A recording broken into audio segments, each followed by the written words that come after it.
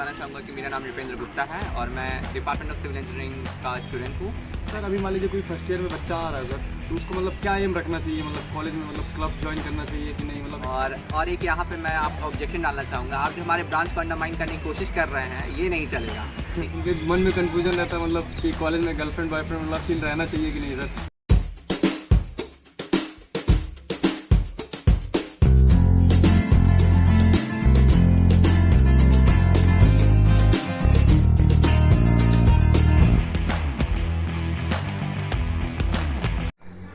Hello guys, आकाश यार from NIT Patna, department of electronics and communication engineering. हमारे साथ हमारे फोर्थ ईयर के सर जुड़ गए हैं जिनका प्लेसमेंट अभी अभी हुआ है, मतलब काफ़ी अच्छा फोड़े हैं, मतलब जो इनका डिपार्टमेंट भी उतना मतलब सिविल इंजीनियरिंग था फिर भी काफ़ी अच्छा फोड़े हैं। तो सर से हम इंटरव्यू लेने आए हैं, तो चलो स्टार्ट करते हैं। सर सबसे पहली बात तो अपना इंट्रोडक्शन दीजिए। आपका बहुत बहुत शुक्रिया आकाश, मुझे अपने चैनल पे बुलाने के लिए। तो सबसे पहले मैं बताना चाहूँगा कि मेरा नाम रुपेंद्र गुप्ता है और मैं डिपार्टमेंट ऑफ सिविल इंजीनियरिंग का स्टूडेंट हूँ, एनआईटी पटना। ठीक है, और अभी जैसा कि इन्होंने बताया कि मेरा प्लेसमेंट अभी अभी हुआ है, जो कि नेशन विथ नमो कंपनी का नाम है, और एज अ पॉलिटिकल कंसल्टेंट हमारा प्लेसमेंट हुआ है यहाँ पे। और एक यहाँ पे मैं आपका ऑब्जेक्शन डालना चाहूँगा, आप जो हमारे ब्रांच को अंडरमाइन करने की कोशिश कर रहे हैं ये नहीं चलेगा। ठीक है ठीक है सर, जैसे सर अभी मान लीजिए कोई फर्स्ट ईयर में बच्चा आ रहा है सर, तो उसको मतलब क्या एम रखना चाहिए, मतलब कॉलेज में मतलब क्लब ज्वाइन करना चाहिए कि नहीं, मतलब एकेडमिक्स पर कितना फोकस करना चाहिए कि नहीं। मतलब कुछ बच्चे सर ब्रांच भी अच्छा वैसे तो सारे ब्रांच अच्छे होते हैं मतलब आजकल, लेकिन आईटी और सीएस का ज़्यादा चल रहा है, मतलब तो उनको क्या करना चाहिए मतलब अपने फर्स्ट ईयर में।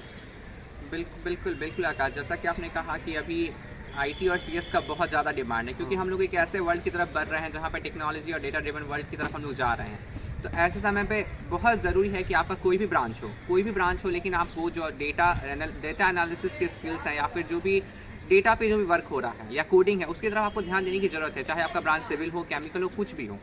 और जैसा कि आपने बताया कि जो फर्स्ट ईयर में बच्चे आते हैं उनको क्या करने की ज़रूरत है, तो फर्स्ट ईयर में जब आप आते हैं तो ऑब्वियस सी बात है कि अगर आप कोई भी कॉलेज ज्वाइन कर रहे हो तो आपने पढ़ाई की है।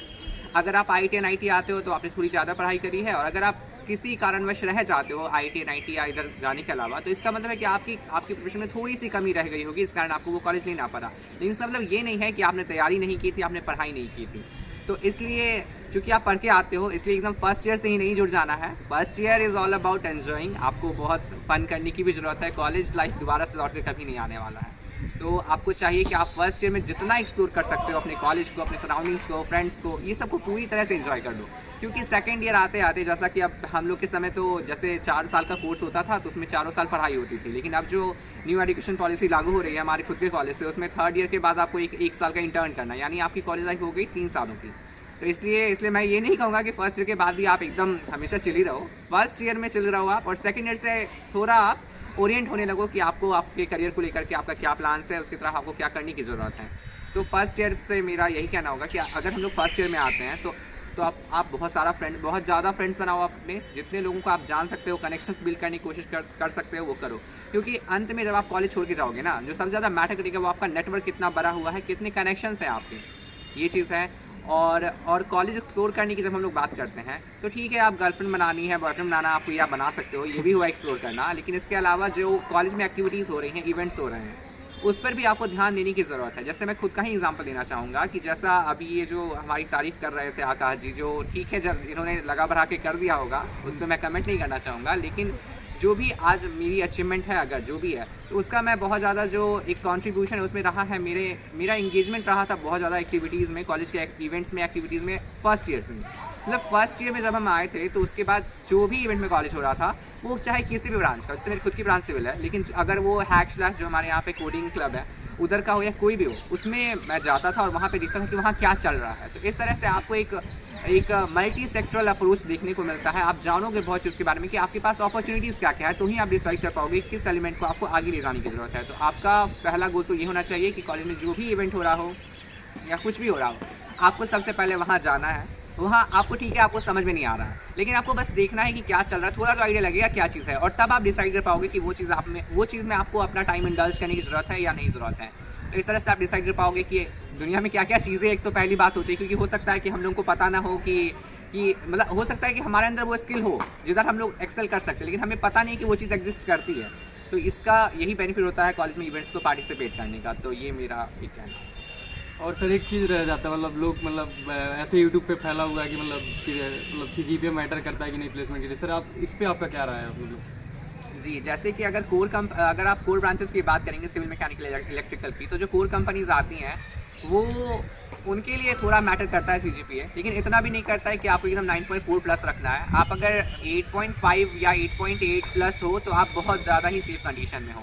लेकिन अगर हम लोग ये जो मतलब डेटा ड्रिवन कंपनीज है, IT कंपनीज की जब हम बात करते हैं, तो वहाँ पे आपका CGPA मतलब कम ही मैटर करता है। बस आपको एक मिनिमम CGPA जो 7.5 या 8 ऐसे इससे बस ऊपर रखने की ज़रूरत है। उसके बाद आपको मतलब इस पर फोकस करने की ज़रूरत नहीं है, जैसा मुझे लगता है। आपके लिए सबसे इंपॉर्टेंट रहेगा वो है स्किल्स पे वर्क करना, कि आप कितने प्रोफिशिएंट हो अपने स्किल्स में, टेक्नोलॉजी को लेकर के। मेरा ये मानना है।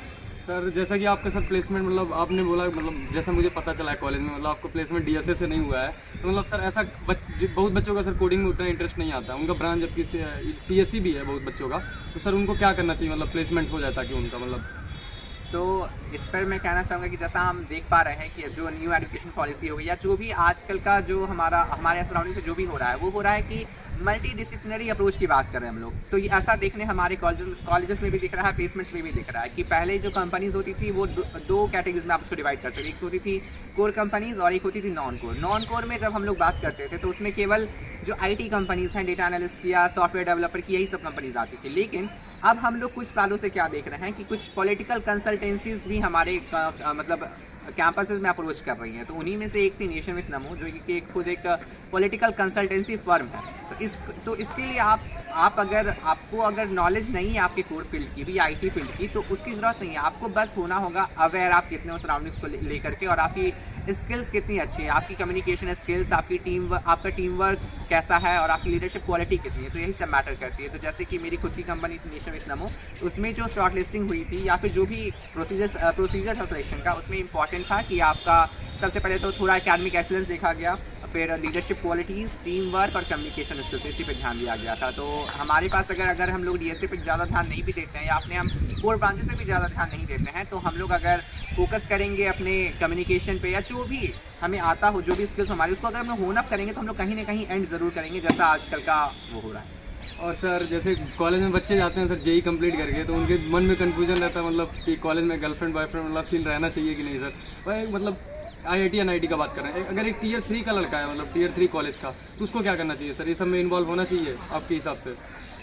जी देखिए, अगर आप मेरी बात करेंगे तो मेरा पर्सनल तो बिलीफ यही है कि ट्रू लव एग्जिस्ट। अगर आपको मिल जाता तो बहुत सही बात है, अगर नहीं तो थोड़ा वेट करने की ज़रूरत है। तो अगर आपको लगता है कि वो जो आपका जो पर्सनल लाइफ है या लव स्पेस है आपका, अगर आपके करियर को हिंडर नहीं करता है, तो आई विल सजेस्ट कि आपको जाना चाहिए उधर। जैसे मैंने खुद के अपने कॉलेज में देखा है कि यहाँ पे भी ढेर सारे कपल्स हैं जिनको आप तो ऐसे क्या होता है कि जब भी हम लोग लव की बात करते हैं या गर्लफ्रेंड बॉयफ्रेंड की बात करते हैं, तो उसे हम लोग एक नेगेटिव पॉइंट ऑफ व्यू से देखते हैं, क्योंकि हमारी सोसाइटी में ऐसी बिलीफ हो गई है, ऐसा पॉइंट ऑफ व्यू हो गया हमारा कि ऐसा ही होना है। लेकिन मैंने खुद देखा है यहाँ पे मेरे जूनियर्स में, मेरे दोस्तों में और मेरे सीनियर्स में भी हमने देखा है कि जब वो लोग कपल फॉर्म किए या फिर जब उनकी गर्लफ्रेंड बनी या बॉयफ्रेंड बनी, तो उसके बाद वो ज़्यादा प्रोडक्टिव हो गए। तो इस तरह से सक्सेस स्टोरी में भी बहुत हाथ हो सकता है आपकी गर्लफ्रेंड या बॉयफ्रेंड का। तो ज़रूरत है सही अप्रोच की। हाँ, ये चीज़ ठीक है सर। और सर जैसे सर मतलब क्या बोलते हैं, कॉलेज में सर स्पोर्ट वगैरह होता है, तो ये सारे मतलब रिज्यूमे में ये सब लिखना पड़ता है क्या? मतलब जैसे क्लब में हम इस क्लब के मतलब हेड रह चुके हैं, ये सब चीज़ें ज़रूरी होती हैं?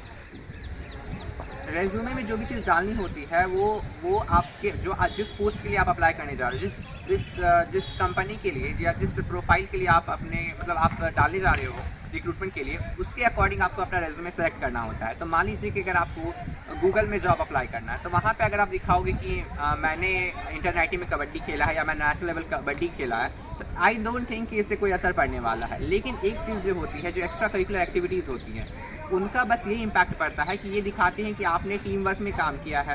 क्योंकि अगर आप स्पोर्ट्स खेलते हो तो सबसे ज़रूरी क्या होता है, टीम वर्क होता है। तो इससे कंपनीज उन्हें ये पता चलता है कि आप टीम वर्क में अच्छे हो सकते हो। और अगर आपने कैप्टेंसी की है किसी भी टीम की, तो इसका मतलब आप लीडरशिप स्किल्स में भी प्रोफिशिएंट हो। ये चीज़ें होती हैं। और इसके अलावा मेरा मानना है कि आप जो भी एक्स्ट्रा करिकुलर एक्टिविटी करते हो स्पोर्ट्स के अलावा या कहीं पर भी, तो जैसे आप किसी क्लब के इवेंट में जाते हो या आपने उसमें कोई रोल निभाया है कोर कमिटीज़ में, तो उससे आपकी स्किल्स ही होना होती है। आपको बोलने का मौका मिलता है, आप एक लार्ज ऑडियंस को एड्रेस कर सकते हो, तो उससे आप कम्युनिकेशन स्किल्स को इन्हांस कर सकते हो। तो ये रोल है एक्स्ट्रा करिकुलर एक्टिविटीज़ का। तो वो स्किल कुछ भी हो, आपको जिसमें भी इंटरेस्ट हो, आपको पहचानने की ज़रूरत है आप किस स्किल में अच्छे हो, और उस चीज़ को लेकर के आपको सोचना है कि उससे हम लोग प्रोडक्टिव कैसे हो सकते हैं।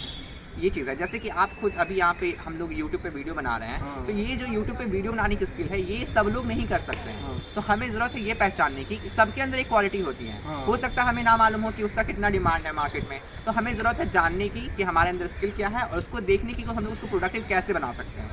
ये चीज़। एट लास्ट सर एक क्वेश्चन है सर, मतलब कॉलेज लाइफ मतलब क्या करना चाहिए? कॉलेज में हमें 4 साल मतलब बस पढ़ाई पे ही फोकस करना चाहिए, या फिर मतलब हर चीज़ जैसे वैसे तो हम लोग डिस्कस कर चुके हैं जी, मेरा मानना है आकाश कि हम लोगों को सब कुछ पे ही ध्यान देने की ज़रूरत है। सिर्फ पढ़ाई में ही अगर आप घुसे रहोगे तो आप क्या ही कर लोगे। जैसे मैंने खुद देखा है कि जो बच्चे ज़्यादा पढ़ाई करते हैं, ठीक है कि आप टॉपर हो गए अपने पूरे ब्रांच के, अपनी क्लास के पूरे आप बहुत अच्छे टॉपर हो, लेकिन हमने देखा है कि ऐसे जो टॉपर बच्चे होते हैं जो दिन रात रूम पे बैठ करके पढ़ाई करते हैं, जब इंटरव्यू का टाइम आता है, ठीक है उन्होंने टेस्ट बहुत अच्छे से पार कर लिया, जो रिटन पेपर होता है या फिर जो आपका कोडिंग टेस्ट होता है वो आपने बहुत अच्छे से पार कर लिया होता है, लेकिन जब आपका इंटरव्यू का टाइम आता है तो वो लोग खुद को एक्सप्रेस नहीं कर पाते हैं। और अगर आप खुद को एक्सप्रेस नहीं कर पाएंगे तो आप तो फिर कोई फ़ायदा ही नहीं है ना, क्योंकि वो इंटरव्यू आपके स्किल्स को ही टेस्ट कर रहा है।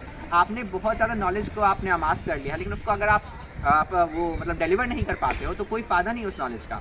तो इसलिए हमें ज़रूरत है कि हम लोग रूम पे बैठ के, जब हम लोग रूम पे जाते हैं रात को, तो हम लोग पढ़ाई कर लें थोड़ी देर। उसके अलावा जो भी एक्टिविटीज़ हो रही है उन सब में पार्ट लेने की ज़रूरत है, चाहे वो करिकुलर हो, चाहे वो एक्स्ट्रा करिकुलर हो, चाहे वो स्पोर्ट्स हो। आप जिस चीज़ में आपको मन लगता है आप वो चीज़ को एक्सप्लोर करो, आप वो चीज़ को करो। और किसी एक स्किल में मेरा मानना है कि आपको अपना बेस्ट शॉट देना चाहिए, ताकि लोग आपको देखें तो आप तो कह सके कि ये इस कैटेगरी में बहुत ज़्यादा अच्छा कर रहा है, चाहे वो कुछ भी कैटेगरी हो। आजकल सभी स्किल्स की ज़रूरत है हम लोगों को। Sir. At last sir thank you so much sir for a valuable time sir. Thank you Akash, thank you.